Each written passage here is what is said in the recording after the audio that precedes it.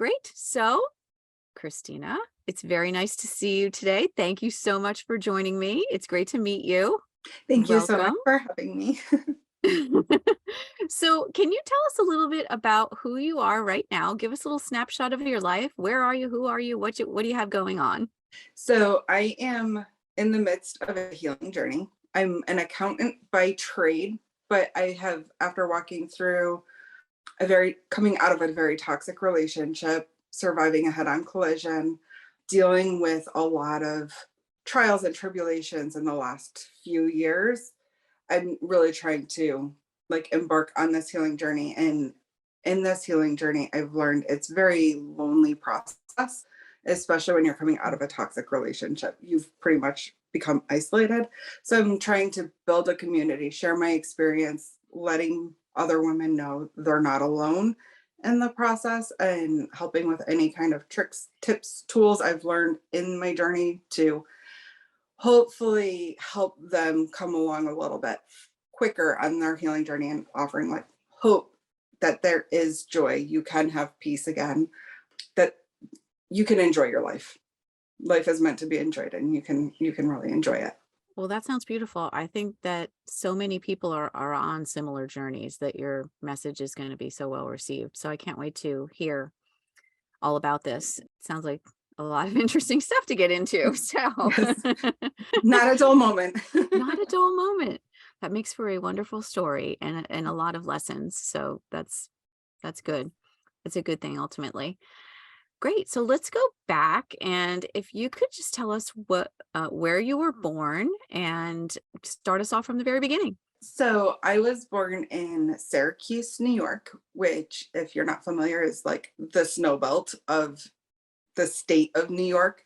Often growing up, if I was outside of my area and people are like, "Oh, where are you from?" I'm like, "New York." I had to learn very quickly to be specific of where in New York, because people automatically assume you're from the city. And I'm like, "Oh, Mm. nope, never been to the city, never experienced the city. I am very much from the countryside." Yeah, New That's York is where, huge. I don't think a lot of people realize the difference in geography in New York State. right, right. It's a huge state, and there's lots of countryside outside of the city. So you were born up there when, and was it Syracuse is kind of a big town though, right? It's a medium-sized city. Okay. I wouldn't call it huge, but it's a decent size. The town I actually spent most of my growing up years, because we moved around a little bit. So I was born in Syracuse. We lived in like a suburb of Liverpool for a while, and then we went to the Rochester area. Came back to Syracuse and spent some time in like Central Square and Baldwinsville, little teeny tiny towns outside of the city. So growing up in a small town, and when you were a little child, how was that life for you as a little child living in that rural area? Do you remember any stories, or do you have any early memories of that time? I don't remember a whole lot from my early childhood. So I do remember my parents divorced when I was 4. After they divorced, we moved into an apartment complex. I didn't interact too much with the kids in the neighborhood and like the little apartment complex, but I do remember we would there was a little playground that we would go play on. There was one day that I was sitting there swinging a swing by myself, and the swing came back and smacked me in the face. And yeah, that wasn't a pleasant experience. Oh First my time gosh. needing stitches. Yeah, so you were by yourself, you needed stitches, and that's one of your earliest memories. How old do you think you were? I was probably like 5-ish, and one of the neighborhood older kids who I think she babysat us, because otherwise I'm not sure how she knew where we lived, but she heard my screams and came out and helped me back to my house. And my mom immediately got on the phone with a doctor of some sort to say, "Okay, do I need to take her to the hospital, or what do we need to do?" And so before you moved, you don't have many memories of that time. No, I don't have any memories from the house that I was essentially born in for the Yeah, first few years. yeah. Actually, my a lot of my childhood, I don't know why, but there's looking at pictures, I can remember certain experience looking at the pictures, but just to draw a memory from, Mhm. I have a really hard time with it. Hmm, that's interesting. So when you moved, you were living with your mom. Yes, I lived Were with my there mom most of the time. were there do you have siblings? I have a I have one biological sister, And then I have two half sisters and a half brother. So you lived with your mom and anyone else? Until I was a teenager, my mom never dated. She dated for a short period of time when I was a teenager, and she had a boyfriend move in for a short period of time. My dad, we only in the middle of a transition where we were moving from one apartment to my mom bought a house.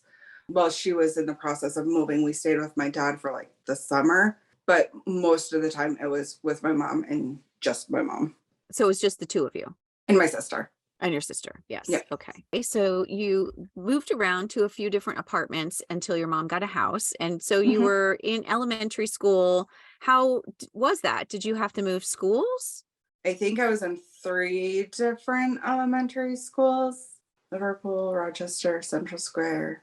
Yeah, by the time I was in middle school, I was starting middle school in Baldwinsville. So yeah, I was in three different elementary schools. And I really only remember fifth grade, and I was being made fun of because I was the tallest girl in the class. Wow. So fifth grade, you were the tallest girl in the class, Mhm. and you don't have any other stories from school before that that you can think of. Not that I remember of, no. Like I remember outside of school, Hmm. we would often like on during the summer we would go camping. We would always go to the various parks and go hiking, and we were very much outside a lot of the times. Oh, that's On the fun. weekends. Yeah. That's Specific fun. school stories, I really don't remember much of the actual school setting. Hmm. So what sticks with you are the things that you did with your family. Yeah, yeah. Yeah. Being out in nature. And I Being, still am like truly drawn to nature. Like if I'm getting, even on my lunch breaks now, I'll go to the park for my lunch yeah, break, even if it's freezing cold, even if I just need to sit in my car just to get the, the I don't know, connection. fresh air Yeah, connection yeah. back No, to. it's definitely the connection. So do you think that your mom was aware of that, the connection to nature and that and how it would make you feel and all that when you were little? I don't think so. I don't know, but I don't think so. I think that was probably her happy place. Oh, okay. So she brought us on. I almost like So think it I never thought about that until now. But yeah, I almost wonder if because she still really enjoys camping, like they go camping yeah. all the time and an RV now, but Mhm. it used to be tent camping when I was growing up. Right. Well, spending time in nature, it is a lot of people's happy place. And so it could be just by default, like she just knew that that would be a good experience and a happy experience. But Yeah, when you think about it, there's actually a lot of research that's been done on that. The connection to nature and how it affects you it's got an amazing effect on that's funny. people. I'll have to So look into it. I love yeah. learning new things. So I'll Oh yeah. definitely. Yeah, no, it's definitely one of those things that increases your feel good hormones. So that's a lot of people have that connection, and it's great that you got to experience that as a child. And it's interesting that that's what sticks with you. So it Yes. makes sense, right? Yep. Yep. I Yeah. remember there was one time, I think this one might have been when I was a teenager. I really don't remember, but Mother's Day, we went up to one of the parks called Pratt's Falls up there. We had already had these plans and it ended up snowing on Mother's Day. We still went anyways. It was so cold, but it was still beautiful being out. Oh my gosh. Wow. Snowing. That is that is very rare, right? Snowing. Well, yes, maybe not in upstate New York. Not, no. I kind of thought it was at the time, but then recently I realized no, it often snows through May. Yeah, so that's great. You had a lot of good memories with your mom. How would you characterize your childhood up until high school? Would you say you were happy? Yeah, I'm content, I would have to say. I don't remember anything popping out as to being overly, I almost want to say it like existing. Hmm. It's just How did you going feel through the, about with being a child of a divorced set of parents? How did that feel? I don't know that I really knew any different because it was all I knew really because it happened when I was so young. I know that it was based on like looking back now, I know it was the best thing that they could have done. It was the best decision for them. And I remember as I was growing up, I always said, if I ever get married, I'm going to stay married. If I ever have kids, I want to make sure my kids have their father in their life because only seeing my dad on every other weekend. He was a truck driver, so sometimes he had to work on the weekends. It was very inconsistent when we got to see him. So it was more or less wanting to make sure if I had a family, it was that very connected family. I tried to be very intentional with that. And that's why I think now too, I stayed in the toxic marriage for as long as I did, is because I was trying to hold on to what I dreamed as a child. Mm, If this, then this is the way it's going to be. And, you know, as a kid, yeah. you can have your dreams, but don't hurt yourself in the future if you can't make them happen. You can't control other people. Yeah. No, that's a very good point, because we have these dreams as a child, and then we set up a fairy tale and we think we can make it, we can like force it into reality. So what about high school? Did you live in one place for your whole high school experience? Yeah, that I started middle school, which led into high school in Baldwinsville. We stayed in the one school there. I have several more memories from the teenage years Okay. of Lay 'em on me. not, not always, not all of them good, of course, because you know Yeah. we're sneaky teenagers. But Yeah. yeah, so we had a group of friends. Me and my sister were really close in age. So most of our friends were mutual friends of both of us. There was ones that obviously she leaned towards more and I leaned towards more, but most of the time summers we were latchkey kids. We stayed home and pretty much went out bike riding all over the neighborhood. Occasionally we would ride up to the pool, which thinking back, I would never let my child do it in this day and age, but it was definitely a different time back then. It was probably 2 or 3 miles away, so not really far, but on backcountry roads, teenagers riding their bikes. I'm like, yeah, I would be afraid my daughter would get hit by a car.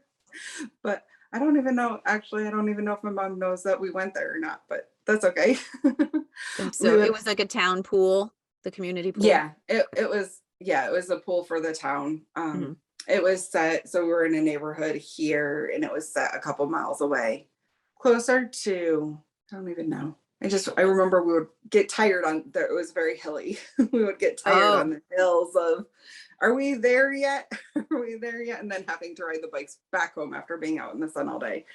So there was times that we would count the change that we had to order pizza. And now looking at how we tip people, I'm like, oh, those drivers must have hated us because it was like we barely had enough to just pay for the um, pizza. pay for the pizza itself. So I'm like, I try to over tip now. I'm sorry to making up for how I was when I was a kid, but you don't know till you figure it out, right?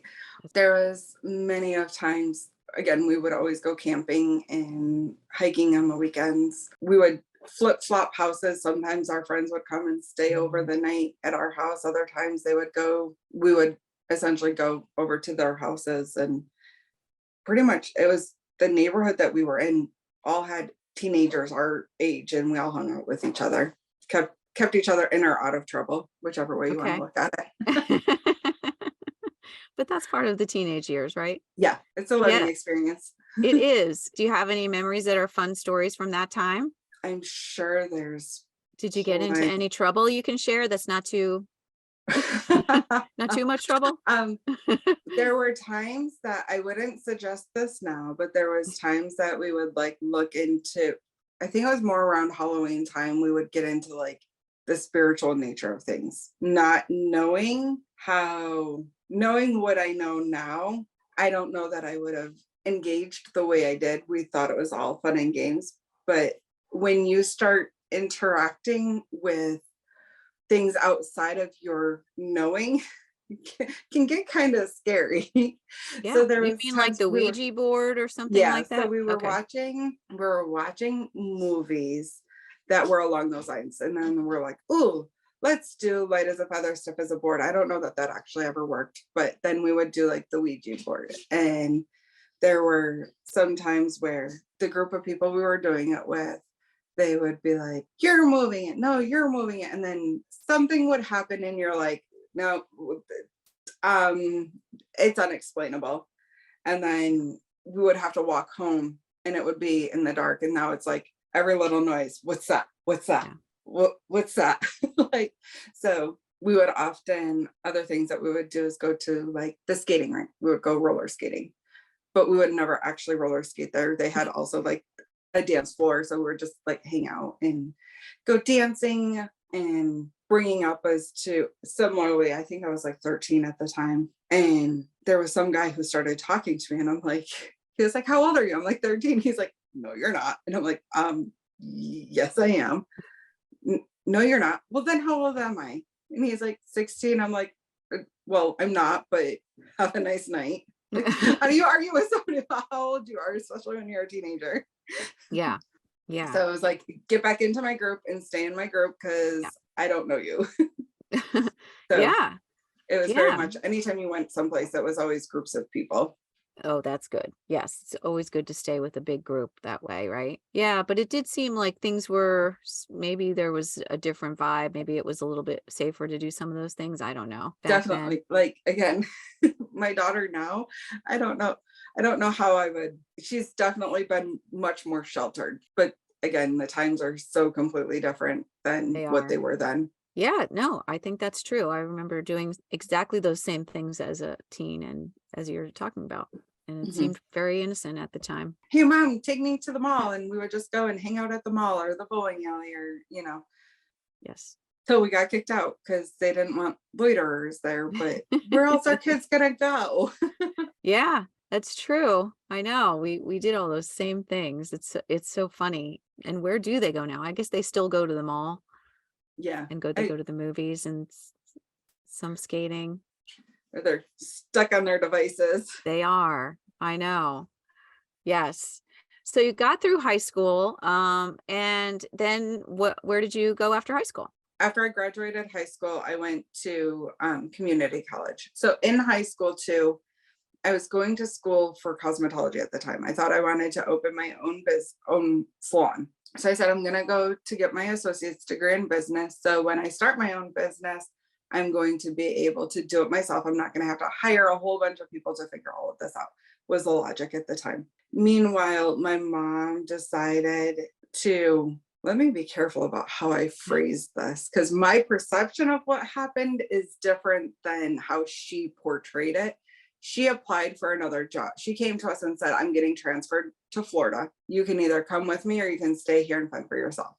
So being I just finished high school and was in just starting college, I didn't want to start the whole college process over again, nor start like I had my friend base there. Everything I knew was there. So I really didn't want to go and start over. So I decided to stay and fend for myself. She allowed us so much time before she got rid of the house. I'm not sure how she got rid of it, but she was essentially like, you have to move out before this date. So I found someplace to live. I was taking the bus to school, then taking the bus from school to work. And then I had to find a ride home from work because at the time I didn't have a car yet. I had to find a ride home from work because I worked retail. So it was like 9, 10 o'clock. The buses weren't running anymore. Finally got my car. The place I ended up living, it was my coworker, my boss's daughter. So essentially a roommate, but she didn't full-time work at the store I was at. She worked someplace else too. She just filled in when needed.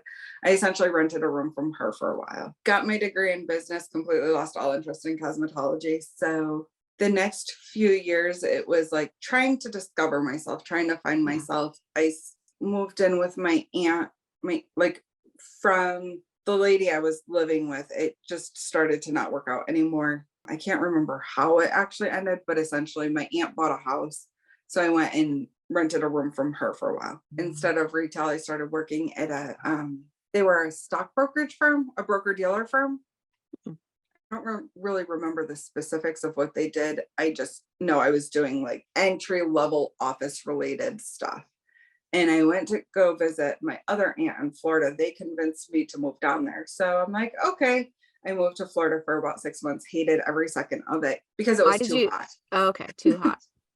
It was too hot, too long. So Syracuse had too much winter for too long.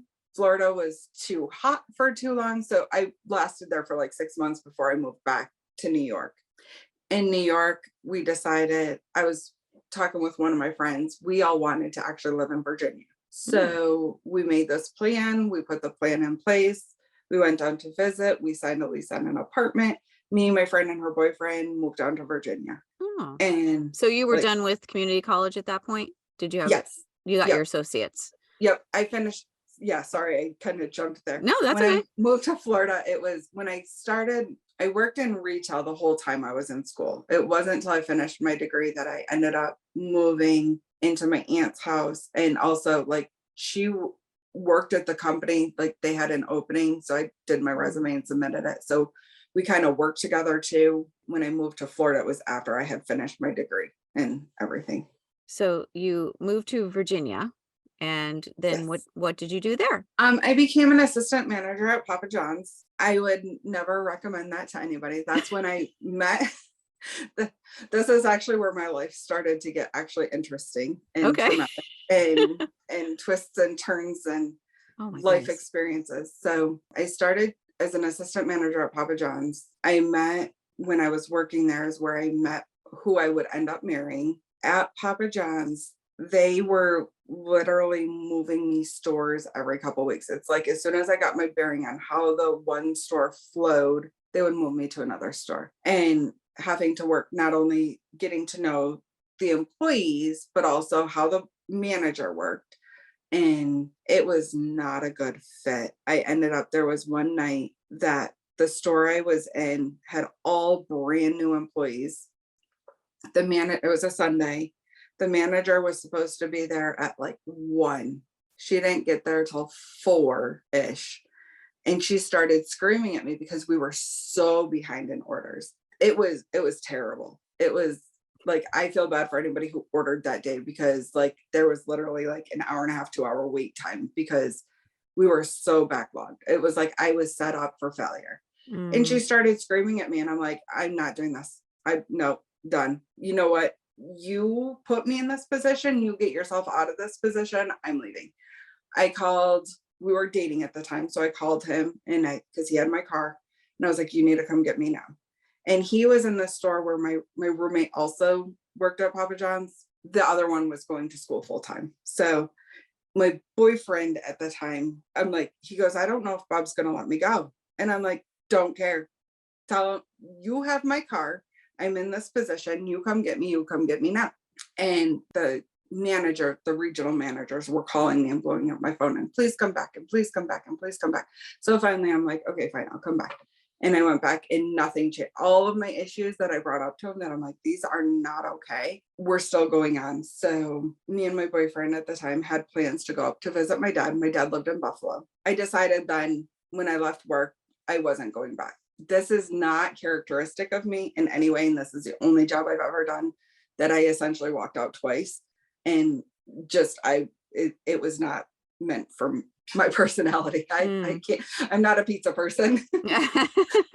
We're getting ready to pack to go up to New York. He says to me at the time, well, what do you think about going on an adventure? Let's pick like a gas tank full and see where it lands us and see what we can do with it. I'm like, adventure? Cool. I have nothing holding me back. Let's try it.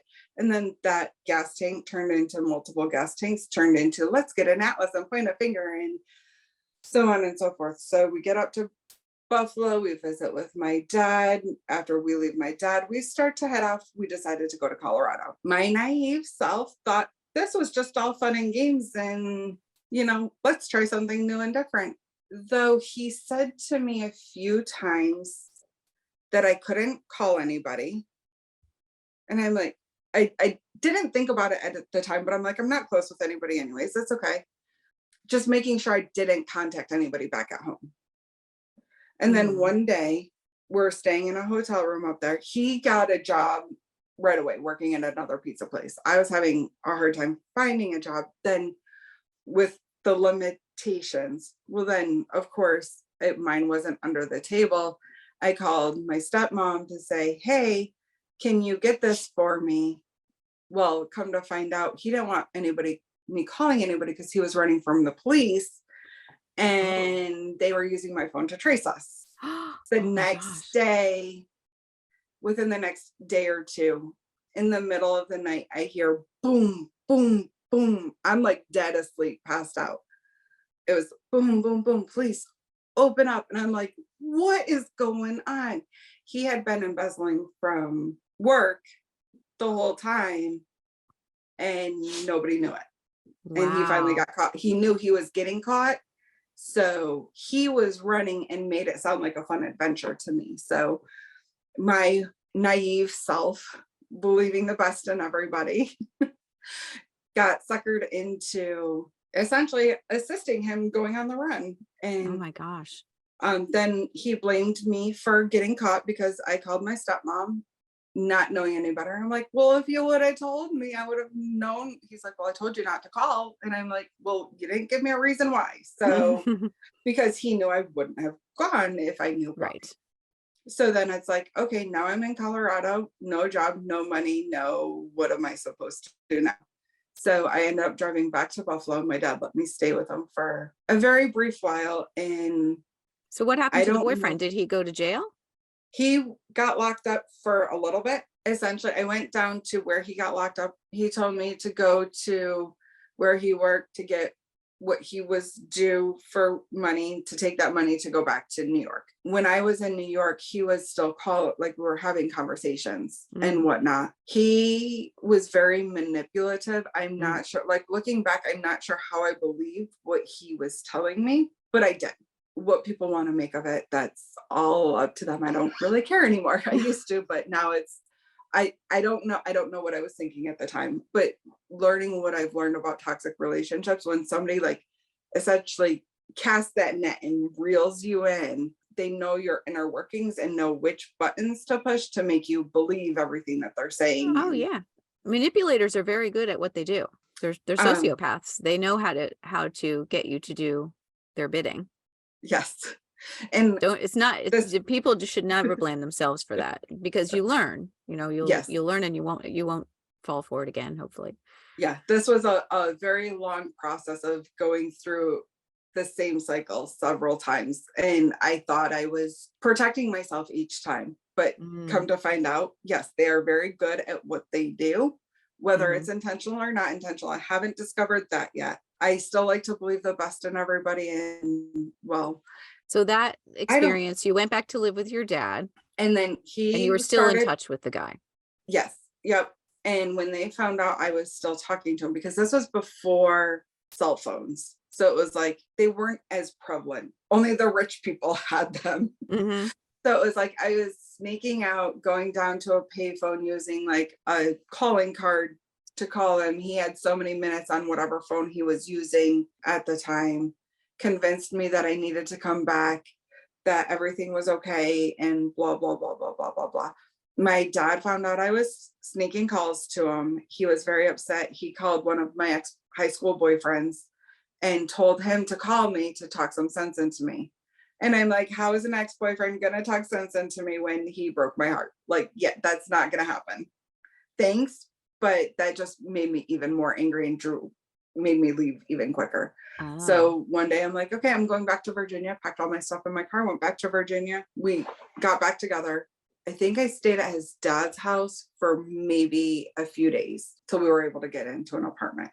Started working at IHOP as a waitress, and we got into an apartment, and I don't know how we did not have the cops called on us. Our relationship was so volatile. Looking back, I don't know how people, because it was always in the middle of the night. To back up for a quick second, when I was working at IHOP, there was one day this girl calls me and she's like, hey, I used to go out with him. I want to tell you some things. I'm like, well, I'm at work right now. Let me take down your number. Let me call you when I get home. Because especially waitressing busy, I need to make the tips to make money to pay my bills.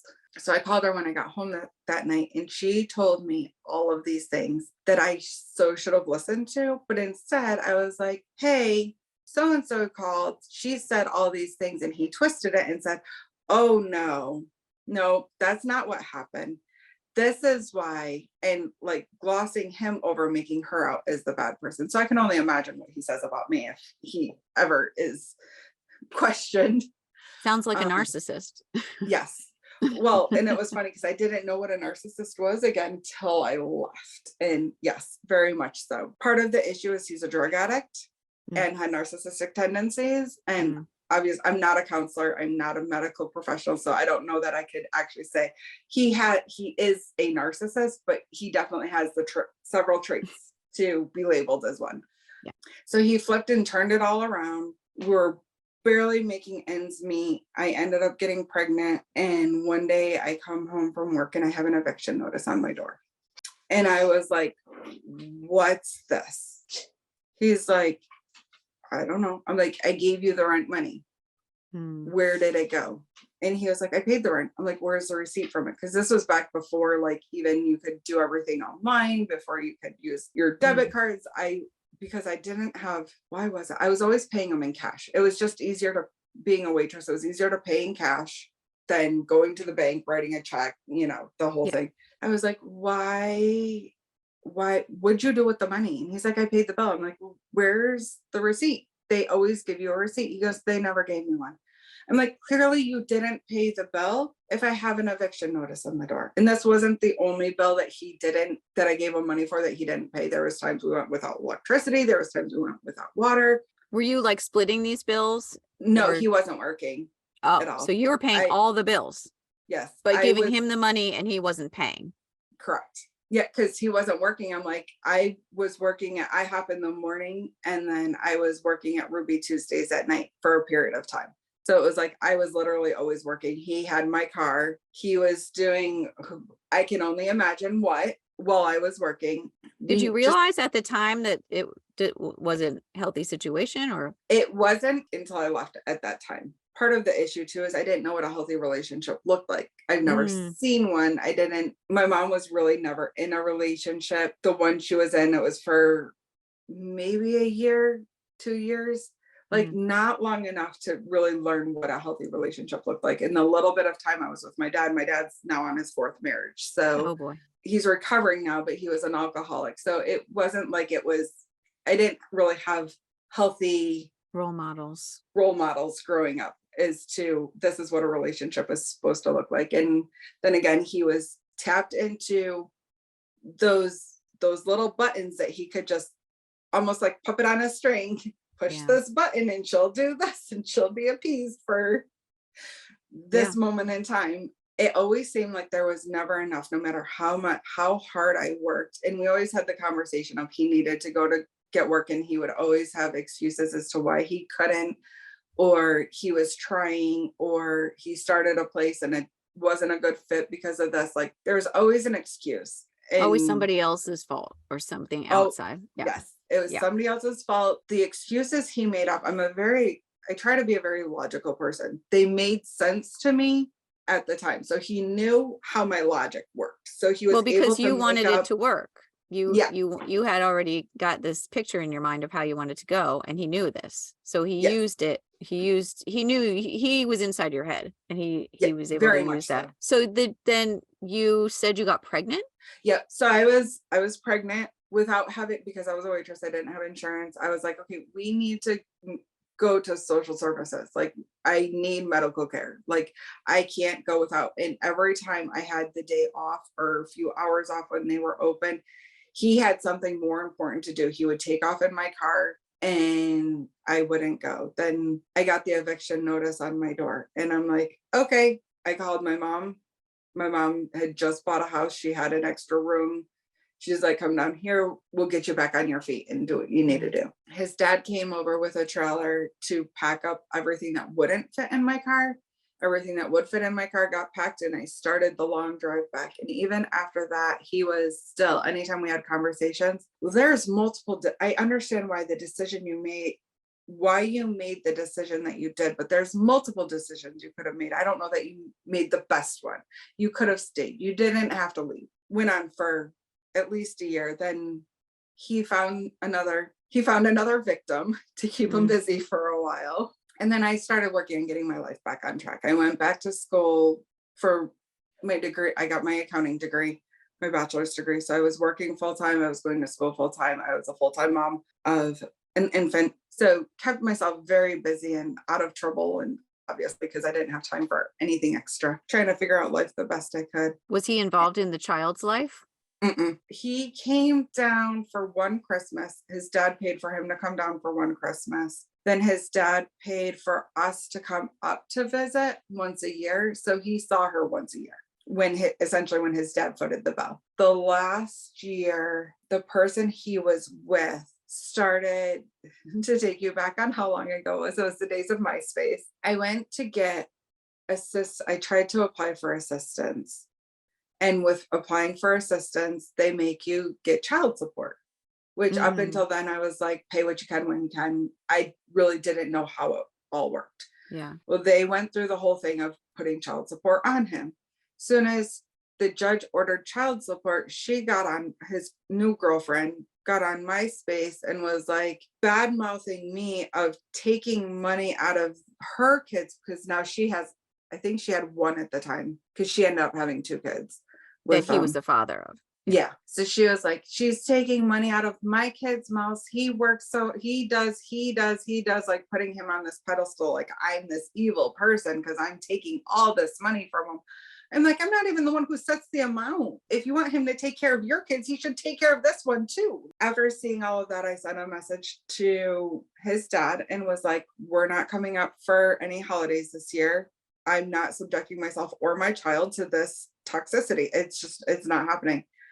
He's like, okay, I'll take care. And I took screenshots of it at the time. I don't know how I even knew how to do it, but obviously I figured it out. I get a call a couple months later that he was like, okay, situation's been taken care of. And then my daughter's father starts calling me. And he's like, I'm all better now. I don't have all these issues. I still, even after we started talking, I was still trying to figure out what actually happened to all the money. And he Yeah. refused to tell me. But I come to find out, I'm not sure how I put two and two together, but he had an addiction problem. It all went to Okay. drugs. So you never realized that he was a drug addict? No, no, he kept it very hidden, Mm. very, very hidden. I knew he used recreationally. I didn't know the extent of the addiction. I didn't know all of the drugs he was like. I knew of one substance he was using recreationally. So he I was didn't like know smoking all. pot. He was like Yeah, smoking pot at home, but you didn't yeah. realize he was into other really harder drugs. Right, right. The drug of his choice was crack. So Oh I did my. not know he had an addiction to that. But it was really any drug. After several years, I learned he was just a plain addict. Any drug he could get his hands on, he was trying to get his hands on. He came down to visit once. We were having a lot of phone conversations. He sounded like he got his stuff back together. I really wanted my daughter to have her father in her life because I never had mine. So I'm Mm. like, okay, I moved my daughter back up to me and her moved back up to Virginia. We tried to make it work. Things were really good for a while. It's like Mm. things were really good until they weren't. And then it Yeah. was like you turn a corner and then it's like, what happened? Mm. How did my life just completely flip?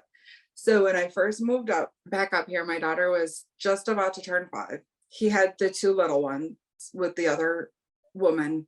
They were staying with their grandmother at the time because he was in the process of move. This is the story I got. He was in the process of moving. So he asked while he was moving if the grandma could take care of him. And then the grandma just decided to fight for custody because Oh. I'm not sure what the mom was doing, but the mom was not reliable either. So we're in the middle of this custody battle, and his dad comes to me in the state of Virginia. It's still a common law state, saying we have this going to court. It would look better if you guys were married. So if you're going to get married, you might as well get married before your next court date. Mm. Okay, that sounds like a wonderful idea. So we got married. And yeah, don't ever get married because your father-in-law suggests it. Yeah. Because that made for a very long period of time. So now we're married. We go to court. We get partial custody to end up full custody. It's still joint custody, but primary residence with us. Like it was a whole transition over a period, like a year. And then he suddenly decided he didn't want to work anymore. One story was he quit his job. The other story was he got fired from his job. What the truth is, I still don't know. Wow. But he stopped working. So now I have my child is in elementary school. She just started kindergarten. The other two are still in daycare. He's no longer working, but yet the kids are still going to daycare. I go to work in the morning. I pick the kids up on the way home. I come home to a trashed house. I have to cook dinner. I have to give the kids all a bath. I have to clean it all up. And then he's complaining he doesn't get enough time, that I need to spend more time with him. And I'm like, help, help. Yeah. So again, our fights started becoming more and more volatile. We tried to make sure that the kids were not in the room if we started Mm. fighting, but that didn't mean that they couldn't hear. Now I Yeah. know, because my daughter can still, like, one of our worst fights, my daughter can still recount all that happened in that fight. And I'm like, I'm so sorry you had to hear that. I'm so sorry that you were like, you had that much fear impacted on you. He never physically touched me, but he punched a hole in the wall right next to my face. He stomped Mm. a hole in the floor right by where I was standing. Anytime that we would get it, like, I would try to go, like, call his dad, because his dad lived right up the road, and he was like, if you ever need help, give me a call. I was going to try and call his dad. He took my phone and he threw it across the yard. I tried to pick up my shoes to leave, to, like, almost just dissipate the whole situation. Was trying to walk away. He'd take my shoes and throw them across, like, throw them out the door across the yard, standing in front of the door, not letting me out. Finally, one day, it was just progressively getting worse. So finally, one day, I'm like, I packed my stuff and I'm like, I'm leaving. And I moved back down to Florida, because that's where my support system was at the time. So I moved back down to Florida. And My who did you mom, take with you? just Did you my take daughter. just your daughter? Yeah. He took the other two littles back to their grandmother's house. And he made up a lie to her that I think he said that I was temporarily leaving because one of my family members was ill or something like that. I'm like, Oh, don't put that on my family. yeah. Don't project yucky onto, if one of my family members now gets sick because of you, we're going to have major issues. Like, you can't do that. My mom was getting ready to sell her house that she was living in. So she allowed me to stay while they were preparing it and whatnot. So she wasn't living there at the time. I was, like, essentially renting her house from her till I Mm. could get a job and whatnot. It was about 6 months later or so, he follows me down. Wow. I am all better. All is good. All is right with Mm. the world. I learned my lesson. I'll do better. I'll do better. I'll do better. And of course, I believed him, because he touched all those right spots. I want my Yep. daughter to have her father in her life. I want to have this idea. And now at this time, too, interject a little other piece. Growing up, I never had any kind of faith foundation. There, no positive, no negative, like, it just didn't exist. We would occasionally go to church with our friends if we stayed over on the Saturday to Sunday, but really there was no talk of faith whatsoever. I remembered that my mom said that we were baby baptized Methodists. So I was like, oh, I want to do that with my daughter, not knowing what that meant. When my daughter was first born, I got introduced to Christianity. And I started having a faith of my own and walking heavily in that faith. So a lot of this too is, now I'm married and I don't want to get divorced. Mm. So because I want to be a good Christian. Yeah. I thought I had a relationship, not religion. Looking back, I had a religion, not a relationship. Mm. So I had bits of a relationship, but it was more of religion than it was a relationship. Part of it was that idea of growing up, when I was growing up, of, if I ever got married, I was going to stay married. Mm. If I had kids, I always wanted my daughter to have her father. And then now I need to be a good Christian wife, and forgiveness. We can work through this.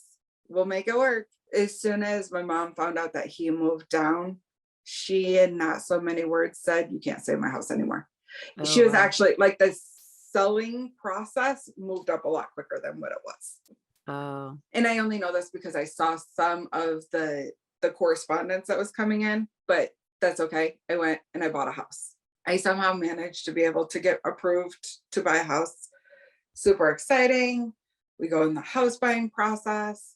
Things are wonderful. He's working the way he's supposed to be. He tells me all these. He was working for my cousin. My cousin was a manager of a store, and he started working with him as one of his employees.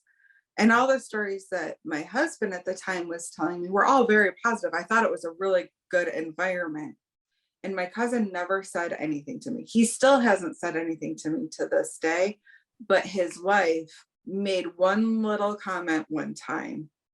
And I was like, oh, I'm sorry. I don't know what happened, but I'm sorry. Because she made it sound like Will caused a lot of problems for my cousin. Hmm. Interesting. Looking back, I believe I worked with him. I lived with him. I Yeah. was married to him. I know how he can stir the pot, but it's funny how he comes and tells me one story and then I hear something from somebody else and I'm like, those were all stories. I can't remember if he quit. I don't know how that job ended, but it did. He ended up working for another company for a little bit. And then, of course, it wasn't a good fit. And they did this to, again, all the excuses as to why he couldn't work. And then, like all the and thens that happen when you're in a toxic relationship. He decided he was going to go back to school. And so he was doing school online. So he was sitting home all day going to school. Oh boy. While I was working, our daughter walked to school, walked home from school. Then he got into more drugs. I think I was given Xanax for something. I've always struggled with major anxiety. I've struggled with depression, tried to manage it on my own. When it gets really bad, I was on medication for it. So at one point in time, a doctor put me on Xanax. I did not Xanax. Yes. Sorry, I get the Z ones mixed up of which Yeah, one is no, which. that's okay. But some Xanax. medication, right? Yeah. And I did not like I'm super sensitive to medicines. I did not like the way it made me feel. I took a half of one night. It knocked me out. I had a very strange experience where I felt like I heard somebody knock on the door. And this was at like 1 o'clock in the morning. And I went and opened the door and there was this little boy standing there with no shirt, just like a pair of like basketball shorts, no shoes. And I'm like, can I help you? Are you okay? And he just ran away. I'm like, that was odd. And then I went and sat back down. I don't know if that actually happened or if that was like Oh, a dream because wow. so I'm like, never taking it again. Oh, he's like, oh, so I can take them. And he took all of my medicine, among other drugs he was into.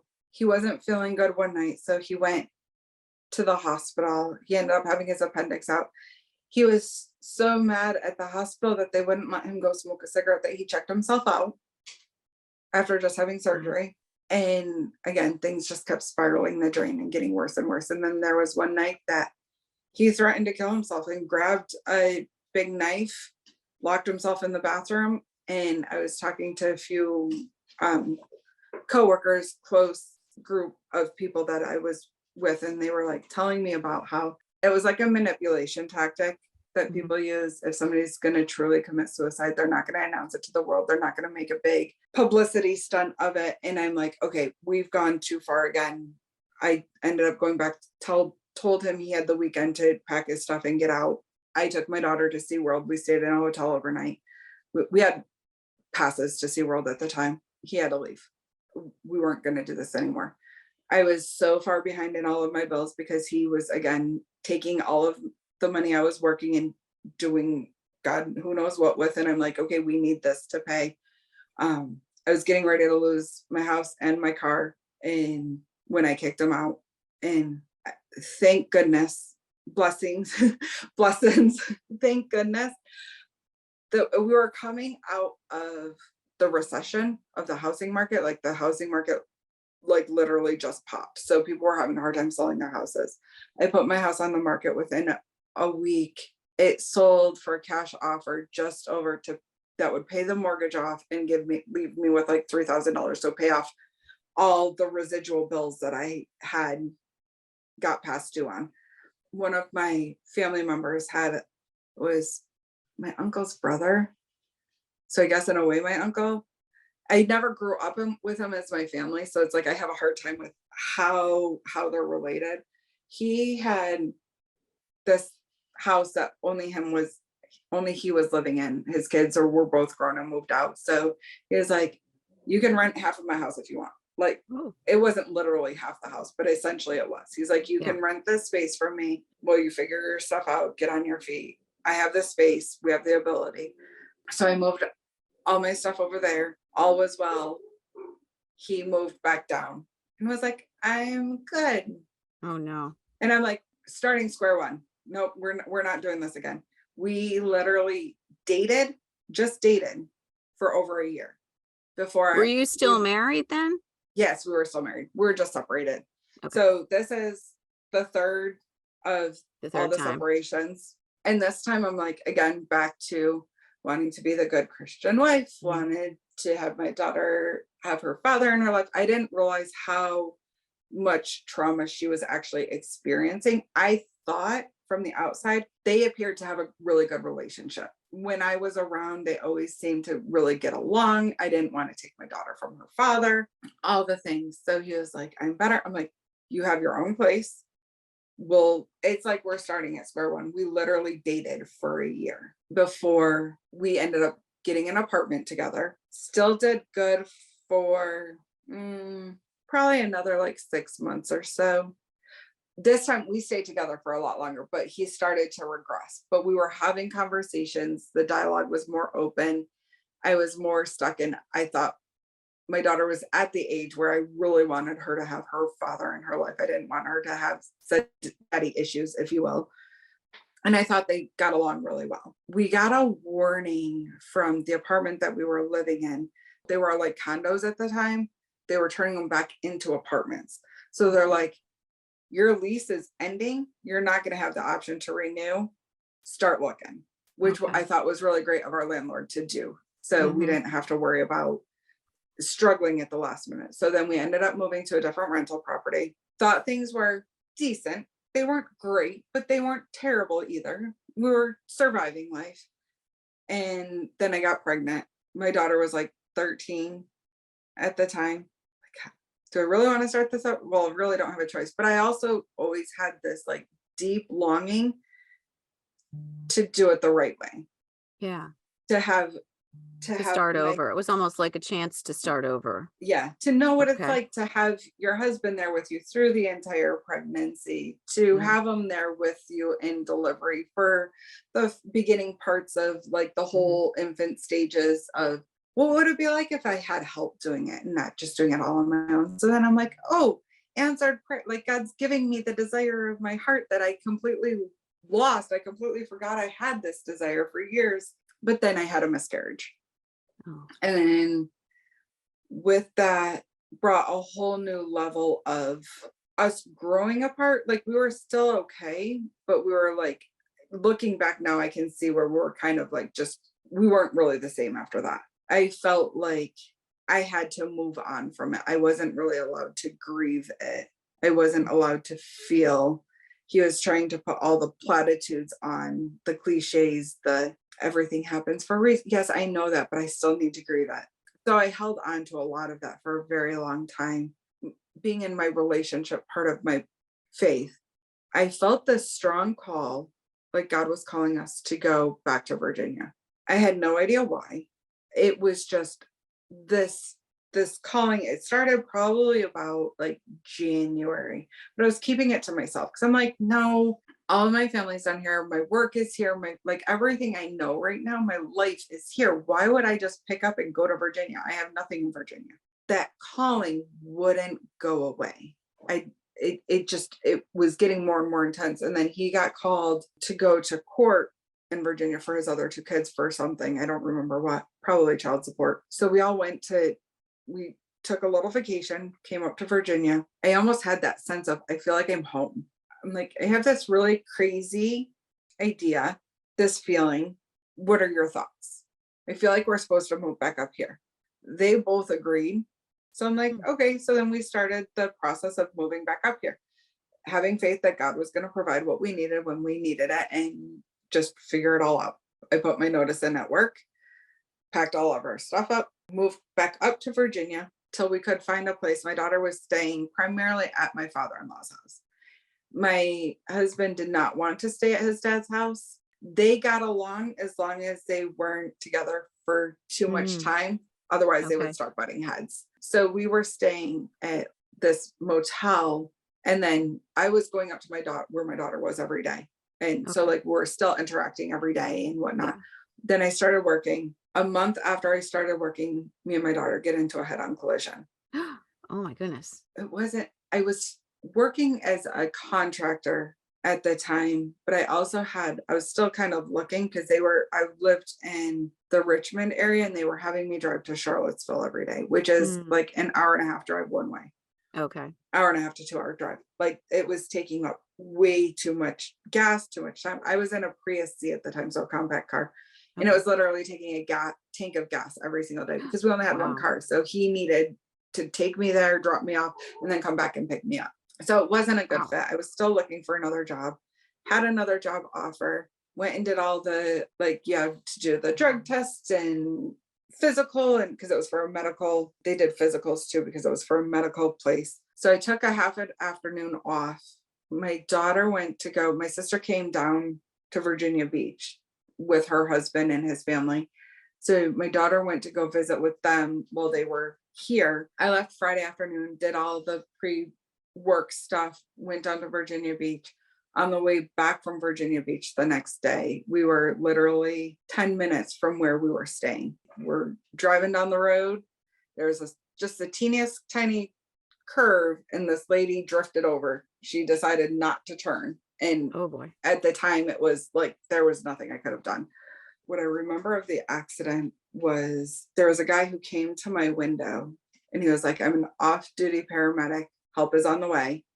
Are you okay? And I felt like, one, I couldn't breathe. So he cut the seatbelt off of me. And then the other thing is I felt like my foot was still like on the gas pedal. Oh. And I was like, I didn't realize, I wasn't cognizant, aware enough of how bad the accident was to know my car wasn't going anywhere. But I'm like, my foot is stuck on the gas pedal. I don't want it to start moving again. Like, I was Yeah. freaking out about that. But then I was in such excruciating pain too. I ended up just like passing back out.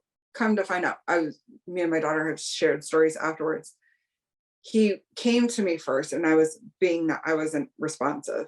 He went over and he was talking to her. It was the second time he came back over, that little bit of responsiveness. I'm so grateful that there was the paramedic there, because who knows what would have happened if he wasn't. But I couldn't breathe because I had a collapsed lung. I had internal bleeding. Wow. And then I ended up in a coma for 4 days. I was in the hospital for a month and a day between intensive care, regular room, and rehab. Other severe injuries was the bone that goes up into your hip. It's called the femoral neck, was fractured, and my femur was broke, like literally broke. So my Mm. whole left leg is metal, and my Mm. right kneecap was shattered. So my right knee is all wired back together. My right ankle was shattered in 2 places. So that's all metal. And then my daughter, hers is more mental. She got very lucky in the physical aspect. She broke her collarbone, which I wouldn't recommend. That was very painful for her, and her toe was nearly severed off. They had to stitch it back together. Well, they had to make the choice as to, are we going to amputate it or are we going to stitch it back together? If we stitch it back together, she probably won't have any feeling. It's just going to be for aesthetic purposes only. Mm-hmm. And at least my husband at the time was smart enough to say, she's been through enough. She doesn't need to be missing a toe too. If you can stitch it back on. Come to find out, the whole time she was in the hospital, he never spent any time with her. She was like there pretty much alone, which she was 13 at the Wow. time. So what 13-year-old, like, no child should have to be in the hospital after that alone. Right. Yeah. And she thought he was always saying that he was with me. He spent maybe an hour a day with me, Okay. maybe, if that. So I don't know what he was doing, but if anybody who's in any kind of relationship and need red flags, that's a very good one Yeah, you had quite a few of them. he doesn't really care if he's not spending time at the hospital with you.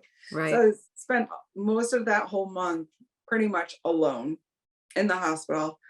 Me and my daughter had never really been apart except for when she went to like summer camp. So she Mhm. went from having her mom there all the time to not knowing for a few days, not knowing even if her mom was alive or going to stay alive, and then only being able to see me for like an hour on the weekend if he had the desire to actually go pick her up and then bring her down to me.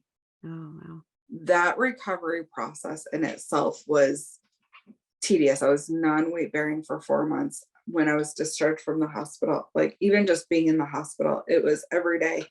Only by God's strength did I get through. It was like surviving. I don't even have the words. It Mhm. was so painful. I was so drugged up on all the pain medicines that I couldn't even, It was like I was That's right. watching TV.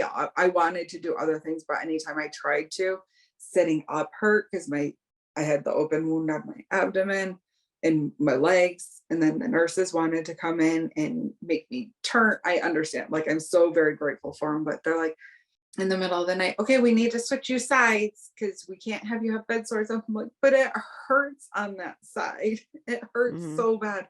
Like, it hurt even more if you got bed sores too. So, like, Yeah. please trust me, please believe me. Like, Right. just even just the slightest little bit, we'll do what we can. But Yeah.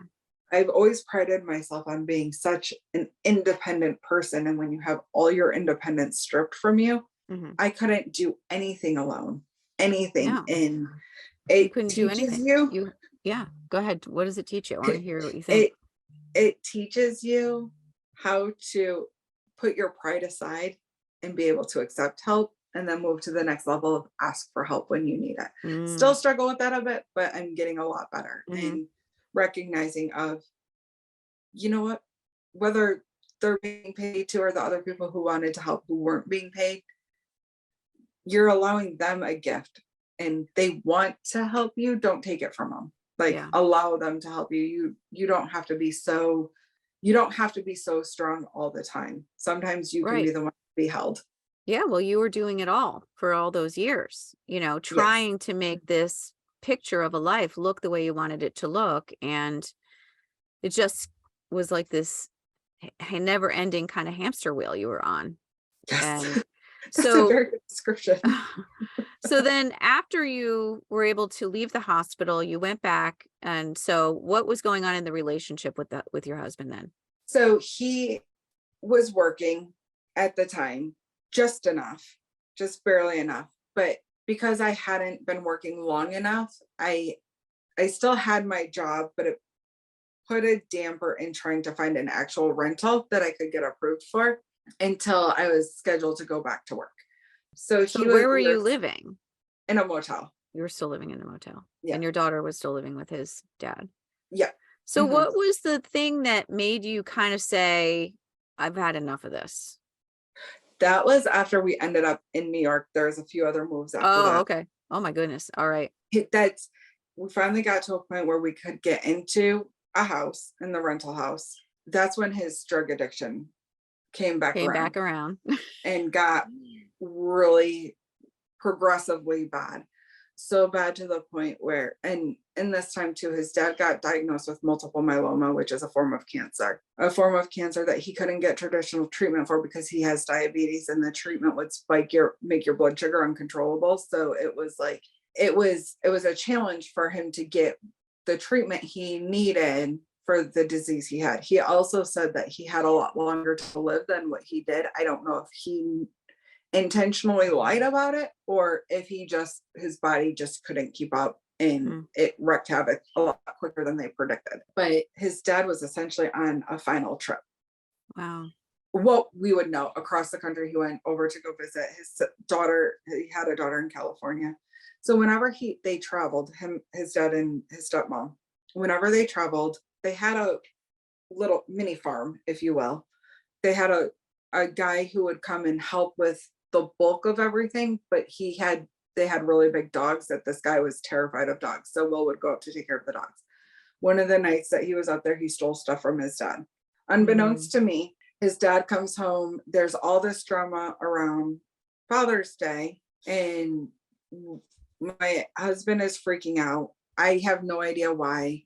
I'm getting little teeny tiny pieces. Well, I guess he stole a gun and some coins, like the mhm. collectible coins. Okay. And his dad was like, I primarily want my gun back because if anybody uses that gun and it gets traced back to me, that we have bigger issues. So he was like freaking out about finding this gun. And I'm like, what is going on? He tells me some kind of story that was a complete utter lie, but I didn't know any different at the time. I believed him. His dad ended up passing away Father's Day night into the Mondays from overnight Sunday to Monday. And right after all of that drama and stuff. Oh, And he admitted to his dad about his drug problem, essentially asking for help. And now his entire side of the family who didn't really like him anyways, have even bigger saw him as killing his dad. Wow. And Oh, because it was like one more burden that he had to deal with. yeah. Again, I didn't know any of this until pieces were coming out around the funeral as to I was getting side-eyed. I felt really much the cold shoulder. And I'm like, why am I being a black sheep? Like, what happened? What happened that I am completely unaware of? So over time, little bits of those came out. I went back to work. Obviously, I was back working. I was working in a place in Fredericksburg this time. They wanted to bring me on full time. So we moved up to Fredericksburg. And then my husband was like, I want to go back to New York. He grew up, he spent the first few years of his life in Rome, which is 45 minutes from Syracuse. He's like, Okay. I want to go back up to New York. I think it'd be really good. It'll get me away from the drugs. We can start fresh, blah, blah, blah, blah, blah. We moved back up to New York for him. It just got worse and it continued to get worse and it continued to get worse. And one day I was in prayer crying out, I know you can fix this. God, you're all powerful. You can do all things. Like, you can fix this. Why aren't you doing anything? Why am I living in this, pardon me, but hell, day after day after day after day? Like, something needs to give. I can't keep doing this. And I got this very clear impression on my heart of, I can, but I can't force him. He has to want it. And it was like revelation Mm.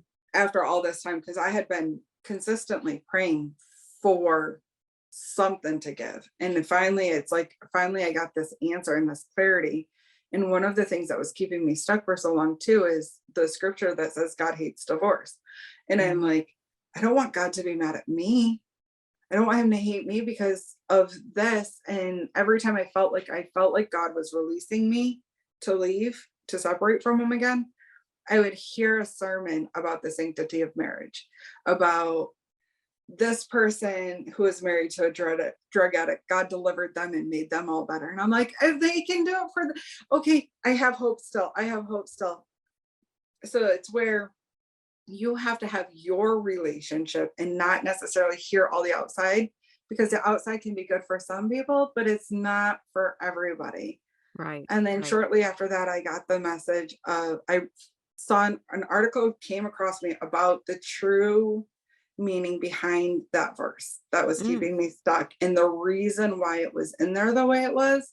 And it had nothing to do with what I was standing on. So I'm like, it was in there because the men of the time were just divorcing their wives for no reason and essentially leaving them destitute. And Mhm. God was like, no, you can't do that. So Mm. I'm like, I'm holding on to this premise that's not even aligned with where I'm at. Yeah, like modern Okay. times and your specific Mhm. situation. Yeah. So I'm like, it was like I finally got that release. And then again, I thought my daughter and him had a really good relationship when they were together. Like, when I was watching them interact, everything seemed right in the world. And we were having some kind of spat about something. And I looked over at her and I saw this little bit of crack of, like, she was wearing a mask. The mask cracked just a little bit. And I saw Mm. how hurt she was. Mm. And I'm like, even more so, my kid's in pain. This is done. We're done. No, no. And started moving the ball, told him he had to leave. I essentially had to pay him to leave. That was 4 years ago. Oh my. So that's So pretty then, fresh. yeah. So still very much in the healing journey. Every time I think Yeah. I'm in a good spot, it's like another little trigger comes up and you're like, oh, there's an area to work on. But you So did get a divorce. yes. Yep. Okay. So we legally separated in September of 2018. We were still having, we still talked on occasion. He still had his finger in those little, trying to Mhm. convince me Yeah. of all the reasons why it was all the drugs and just the drugs, and how addicts don't have a choice, and making him sound like he's the victim and everything was the drug's fault, and not taking no ownership of anything, till finally one day he owed me, he had a leased car Mm. and he owed money on the leased car, but the leased car was had my name on it too, so Oh. I had to make sure I took care of it. you owe me for this. When are you going to start paying me on it? When I started to really hold him accountable and he realized none of the button pushings were going to happen anymore because I started doing my work, it essentially cut contact. The divorce was final in November of 2020. No contact since December of 2021. Okay. So So a year.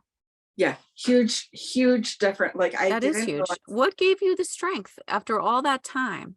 So it was in starting to do my own work. I started more on a spiritual path and strengthening my, as opposed to being, I want people to hear my heart on this because sometimes I feel like if I say it to, I'm criticizing, I'm not trying to criticize religion.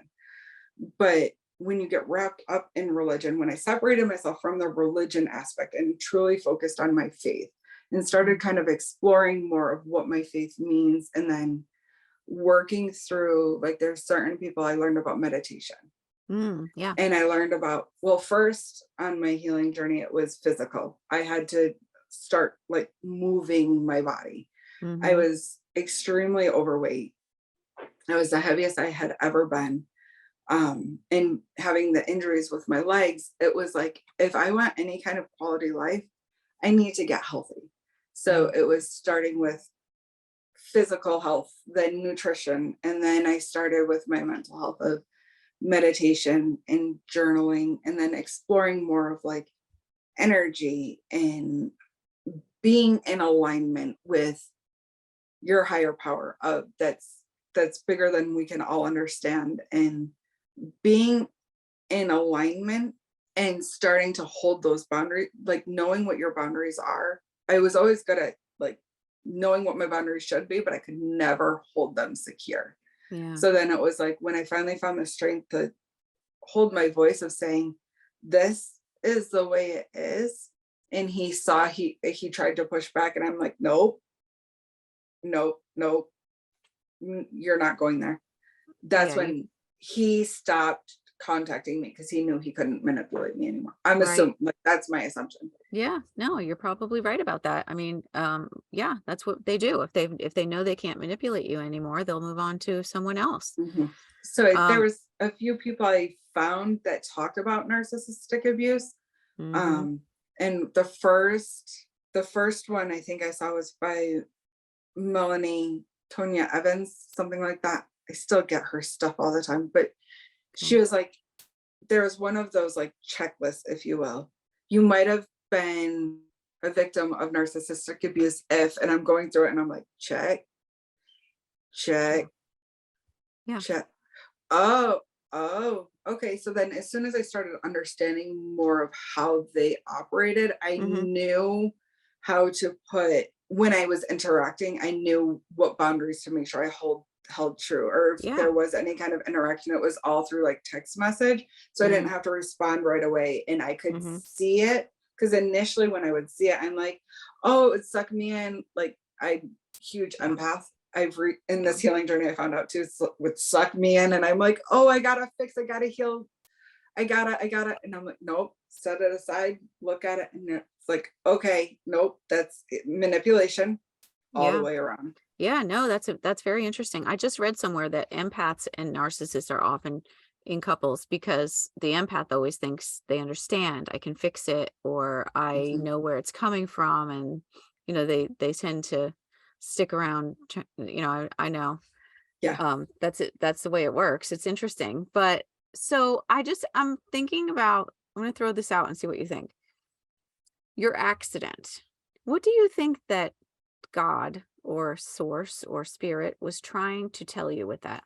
it's funny. So I know at the time it was like, you need to enjoy your life. You need to take back, like, allow people to help, obviously from the independence aspect, but essentially, life is meant to be enjoyed. I gave you this life to enjoy. And that was one of the things too, when I was going through all of this, is to, if I survived that accident, why am I living in hell still? Why is my life this, Right. something has got to give? And it was like that. I take everything back to that source of, am I really enjoying my life?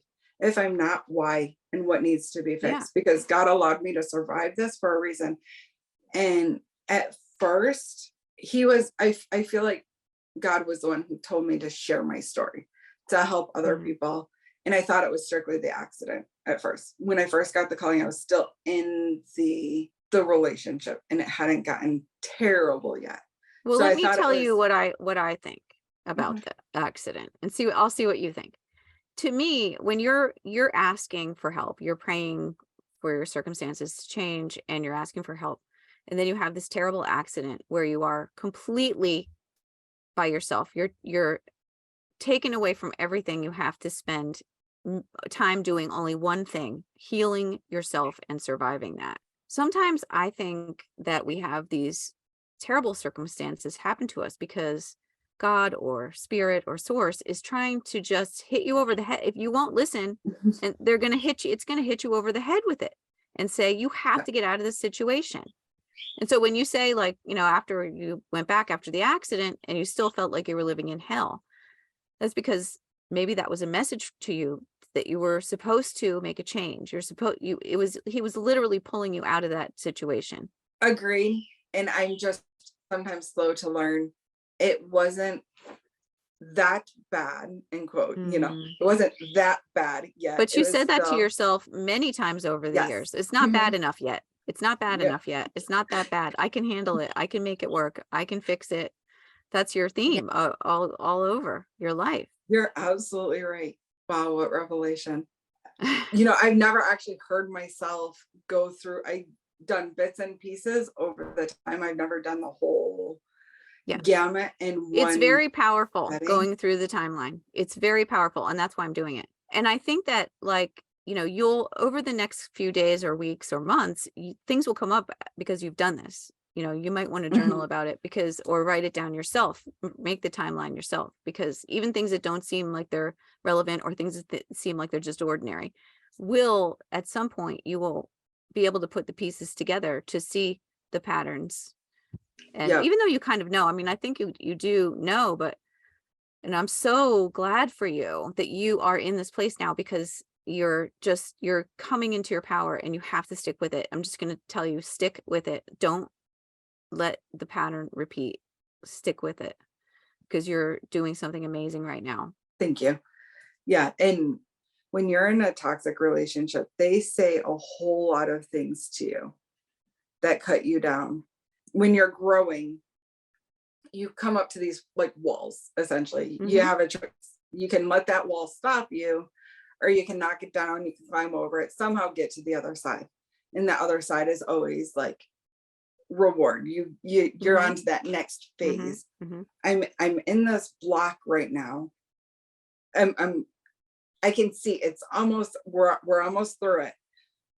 It's keep pushing, but it's a lot of introspection of those ants, those automatic negative thoughts. Yeah. Just keep rearing their ugly heads. And it's the key is identification and Yeah. awareness. Yeah. They're aware, you can do something about them. Yeah. Before I wasn't aware that they were there. So I was just Yeah. letting them run my life, Right. as opposed to now it's like, it's not easy. Like, Right. I think sometimes people make it sound so easy to do. It's Yeah. not easy. It's No. hard, it's draining, it's exhausting. But when you can get them, so you're either reframing or saying, nope, that's a lie, Yeah. here's the truth. You always Yeah. got to replace the lie with a truth. Right. But once you get to that other side, you're operating in a whole new level of confidence. I Right. actually had somebody compliment me the other day. They didn't even know it was a compliment. I was talking to a coworker and I just let little pieces of my past come out. And Hmm. they looked at me and they were like, "You do not look like the type of person who would tolerate any of that." And I'm like, Yeah. "Thank you so much." Because you're not. Right now, Yeah. who you are right now isn't the person who tolerates, and only because you went through that are Mhm. you this person now. And so you have to celebrate that and just keep repeating the positive messaging, because how long were you in that situation? 15 Um, years, 20 years, we how long? were we were together for 17 years, married for 10 of them. Okay, but 17 years, because in the very beginning, your beginning of your relationship was a situation where you knew he was running from the law. Yeah. So it was something that was already a part of your pattern with him, Yeah. the manipulation. You just didn't know. And you don't, and so many people go through that. They're not aware. You can't, no one can beat you up for that. You can't beat yourself up for that. You don't know what you don't know. And then when Right. you learn, you do better. And now you are setting yourself up so that you can, if you want in the future, have a healthy relationship, because now you know what it looks like, or what it's supposed to look like, or what it's Mhm. not supposed to look like. And Exactly. yeah, so tell me what you think are the biggest lessons that you've learned, because you've got some big ones. So one, you need to know your truth, who you are, your authentic self. This is something I'm still trying to determine who I am. Yeah. I've spent my whole life trying to appease everybody else that I lost myself. And Yeah. mostly my ex-husband. As to when we first separated, it was like I didn't know what I liked. I didn't know what I didn't like. Though I was really good at work making decisions, my personal life, I couldn't make a decision to save my life. It was like I don't know, because all of those decisions were taken away. So one, knowing who you are, what you like, what you don't Mm, like your authentic self, your mhm. identity. Because if you know who you are, what you believe, people can't manipulate you away from it. Yeah, you have to know, you have to get to the self discovery Mhm, piece. You have to, and mhm. that's why going through the life story is so helpful, because it helps you with the self discovery. And then you can understand what has happened. And then you can say, well, what did I learn from this? And take it into the new you, because we're always reinventing ourselves. I mean, every second of the day, you're someone new. Yes. Yep. So now you're doing some very big steps in that reinvention. And you Yep. have, I can see your confidence is increasing. Even the more you tell your story and you get more powerful in it, like I can see your confidence is really coming on. So I'm very proud of you. I'm so proud of you. Thank you. You Well, should be and so it's proud of too, yourself. it speaks levels too, is to I can tell it without crying. Yeah, Like I knew I yeah. was in a place that I'm like, I'm okay to start sharing because I'm not breaking. I can still feel the Yeah. emotion of the time, but Oh, I'm not the emotion right. anymore. No, and there's And no shame in it at all. In telling the story, there is strength. yes. Because there are a lot of people, and you know how it goes. I'm sure you've had people say to you, well, why didn't you leave? Why didn't you leave Hmm. back then? Why'd you ever get involved with that guy? Hmm. And it's very Why'd easy you for keep going someone, back? right? Why'd you keep going back? And it's very easy for people to not understand that, or to say those things that are so hurtful, because you're doing the best you can. You didn't know. Right. And now And you know. that's where I feel like I'm called to share this story, to Yeah. bring awareness and Yeah. also offer community and support of you're not alone. Yeah. Because in that, you have very well meaning people saying, why do you let them treat you that way? Or why do you let them treat you that way for so long? Or why do you keep going back? Or why? And it's almost like it makes you not want to interact with them, because you're being Mhm. like, even though it's well intentioned, it's almost shaming and blaming Yeah. for being victimized, and not even Sure. realizing you're being victimized because you're Right. so manipulated Oh, yeah. that you bring up an issue. It was like I couldn't even have a conversation with my sister, because if he knew I had a conversation with my sister, oh well, what did she tell you? What fit are you gonna pick now? What? And I'm just like, oh my gosh. So it makes you isolate. It makes you cut Mhm. off from Mhm. all your and friends, family. All Yeah. my family saw through his stuff. They didn't like him.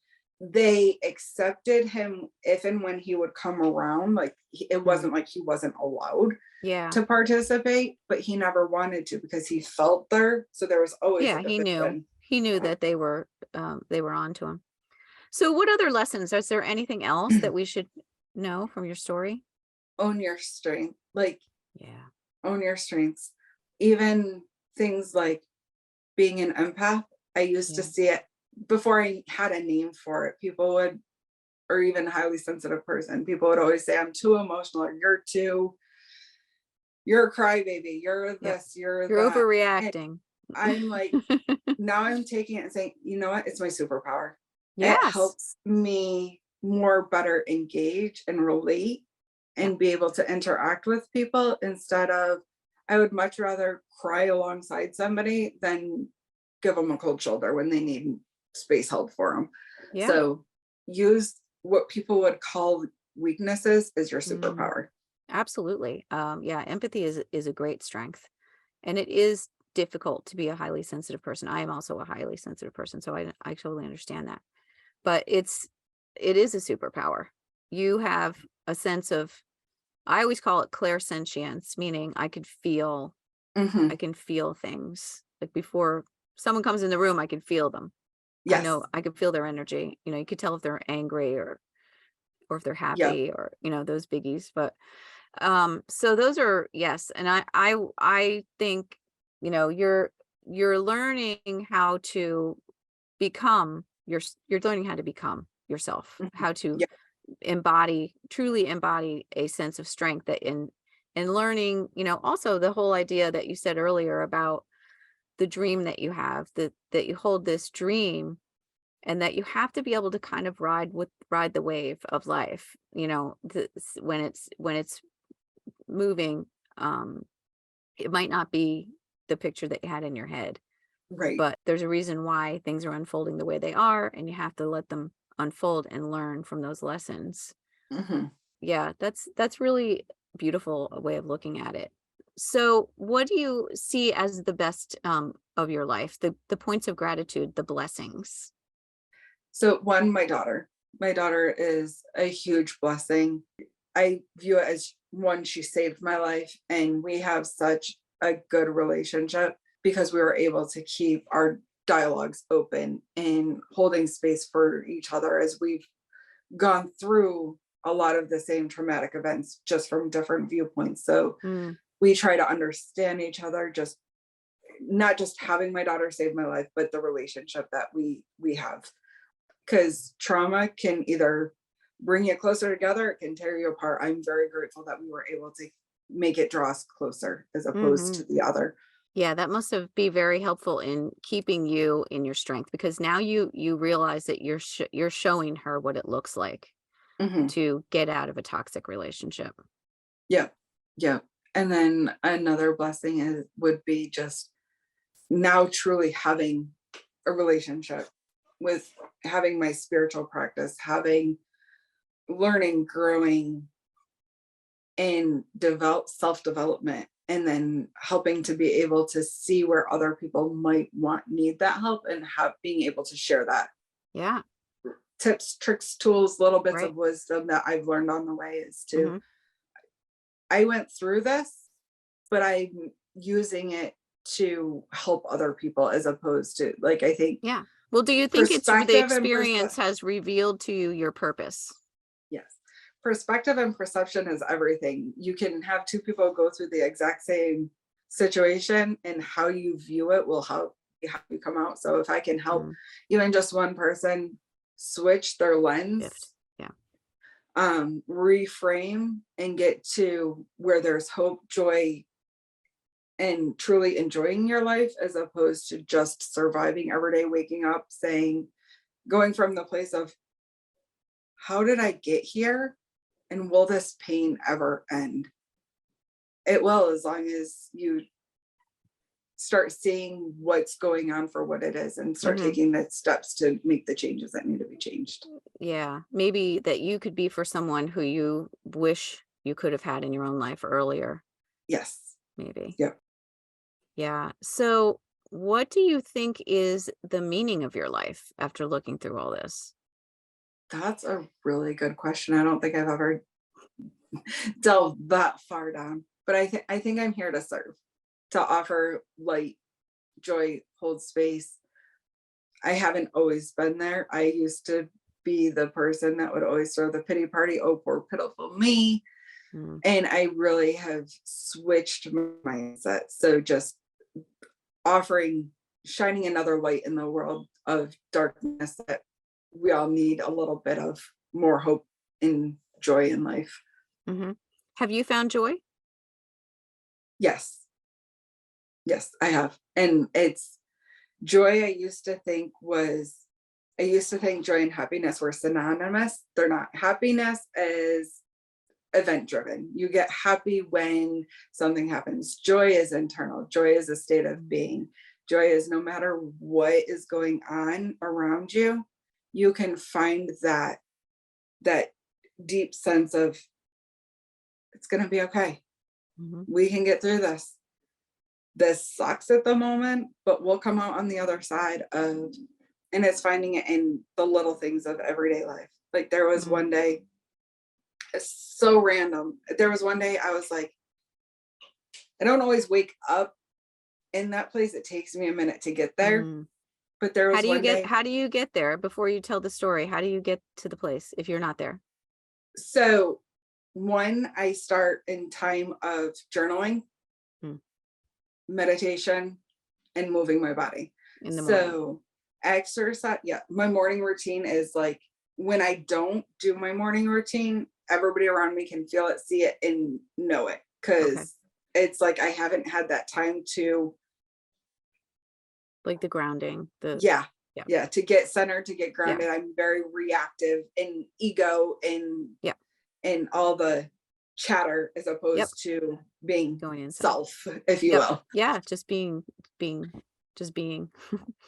Yeah. And I found like exercise for me, it's not just about the physical health benefits, it helps my mental health Yeah. to such Yeah. Oh extremes. yeah. The other 100%. morning, I woke up so anxious. I don't even know why, but I woke up with such a sense of anxiety. And I almost didn't work out. And I'm like, no, you need to move this anxiety right out of you. It's another form of energy. Move Yeah. it out. Yeah. And once I worked out, and then I meditate, journal, meditate, and then exercise. Sometimes I need to reverse it. Sometimes, Hmm. depending on how the morning wakes up, sometimes I need to adjust the order in which. So you do you what's best for you, Yeah. because not the same thing works for everybody, but this is what works for me. Right. Right. And enjoying the little things. There was one day I was going to leave the house and I didn't have I ran out of coffee, I think. And normally I'm not a huge coffee drinker, but I drink a cup of coffee every morning. So I decided I was gonna stop at Wawa on my way to work and grab a cup of coffee. With grabbing a cup of coffee, I was like, you know what? I'm not gonna fix breakfast. I'll just grab a sandwich while I'm there. Well, most of the time when I've been to Wawa lately, not even lately, because I go very rarely, but by the time you get there, they're all the older sandwiches or there's none there. I literally, as I was going to check out, they were literally stacking the sandwiches. I'm like, this is joy. Like, thank you. Just thank you for giving, like, because I thought to myself, I'm like, I hope they have fresh sandwiches today. It's the Yeah. little things. It's like finding those little gifts that you get that Yes. we are tend to be so busy and oblivious to. Right. And then everybody Yeah. in the store, like, it was in this fall season of the holidays where everybody gets so busy and grumpy and focused on do. Everybody was just so joyful. And I'm like, you know what? It's a good day. Yeah. We're Because gonna you walk in joy expect it. all. Yep. Yeah. That's what it is. You expect it. If you expect there to be fresh sandwiches, then you're going to find fresh sandwiches. If you expect you're going to find a parking spot, you're going to find one. If you expect people are going to be kind, you're going to encounter kind people. Right. And if It's you the expect the whole opposite, you're going to get the attraction. opposite. Yeah. Yep, I that mean, it whole does. It's your that whole vibe. I mean, attraction. I definitely believe that. I mean, because you can feel it. When you're low vibe, nothing seems to go right. When you're high vibe, everything seems to go right. And Yep. so keeping it in that place and I love your strategies of journaling, working out, meditation. Those are tried and true. All right. So one more question. What is the most important thing? I'd have to break it down to like boundaries, knowing yourself. And boundaries aren't to keep other things out, it's to keep you in, to knowing Mm, what you're allowing in. mhm. I've worked in not just in my marriage, but I've also worked in very toxic relation or toxic workplaces.